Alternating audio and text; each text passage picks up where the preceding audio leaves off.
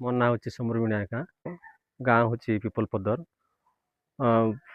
ମୁଁ ଯେଉଁ ସ୍କୁଲ କଥା କହିବି ସେ ସ୍କୁଲର ଅବସ୍ଥା ପ୍ରଥମ କହିବି। ସ୍କୁଲର ହେଉଛି ବର୍ତ୍ତମାନ ବାଉଣ୍ଡ୍ରି ନାହିଁ, କି ଲ୍ୟାଟ୍ରିନ୍ ନାହିଁ, କି ଖେଳ ପଡ଼ିଆ ନାହିଁ। ଆଉ ଯେଉଁ ବାଉଣ୍ଡ୍ରି ହେଇଥିଲା ସେଇଟା ଭାଙ୍ଗି ଯାଇଛି। ଆଉ ପଛକାନି ମଧ୍ୟ ବାଉଣ୍ଡ୍ରି ନାହିଁ।